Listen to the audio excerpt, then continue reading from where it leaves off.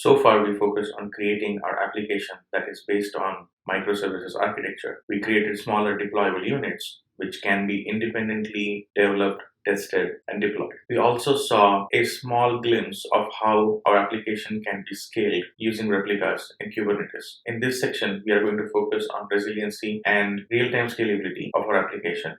So let's go ahead and first check the resiliency of our application. We are going to look at the Kubernetes dashboard, and we know that we have created a couple of deployments for the different components of our application. Let's go into the pods and take a look at all the pods that have been spun up so far. As you can see, we have 2 pods for web app, a pod each for order and product microservices, another pod for MongoDB. In order to check the resiliency, let's try to kill one of the 2 web apps, and we can do that right from the dashboard, or you could do it from the command prompt. Clicking delete basically tells the Kubernetes cluster that we are going to take away one of the pod from the application, and you should see immediately that the pod was deleted, but then another one got spun up. This was a scenario where we killed one of the 2 web apps, so practically if a new request would have come in at that point of time, practically the user wouldn't have seen any effect. So now let's repeat this for orders and see what happens in that case. And even if there is one, you should see that Kubernetes went ahead and started a new pod for order once again. Now you can see that this was pretty instantaneous because Kubernetes cluster is going by based on what has been mentioned in the deployments. So in the deployments, there is a contract with the Kubernetes cluster that we want at least 2 pods running for web app at any point of time. So even if we kill one, it's going to spin off another one, and same for orders or any other deployment. So having seen the resiliency of our application where the cluster always maintains the minimum required number of resources always running, let's see how we are going to scale this application now. Let's say we need to increase our number of web app pods. All we can do is we can go and click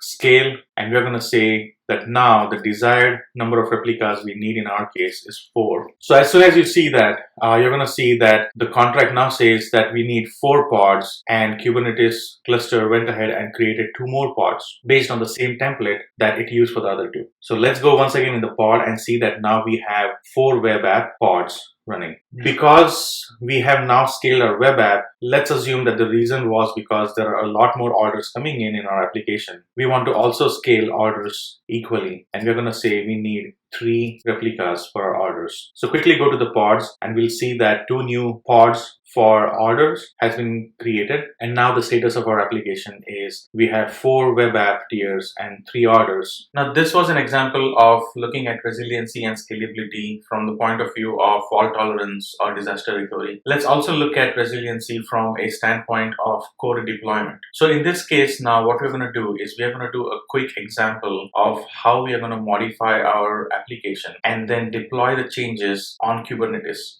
So what we are going to do in this example is, if you look at the My Orders page in our online store, we have the order ID and the list of items that were ordered, but we do not know when the order was placed. So the request from our user is that they want to see an order date right underneath the order number on which the order was created.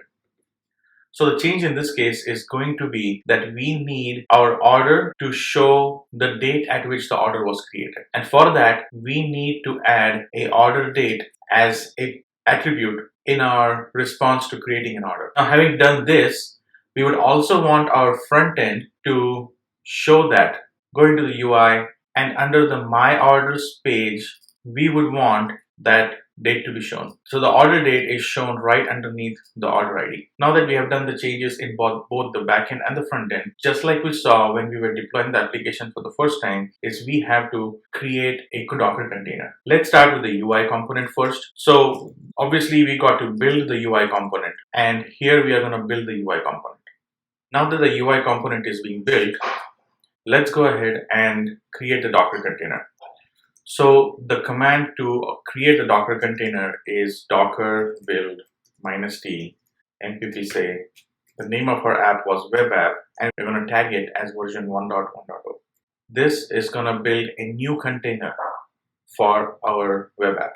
And once we push this Docker container on Docker Hub, we should see that web app now has the latest tag of 1.1.0. Now at this point, do note that the previous tag is not overwritten. The previous tag is still maintained as an old version, and we have created a new version for our image. Let's go ahead and build that for middleware as well. So we have to go into the order, and here we are going to build docker build -t, and we will say order, and we're going to have this version as 1.1.os. Just like the UI, we are going to now push our Docker container onto the Docker Hub.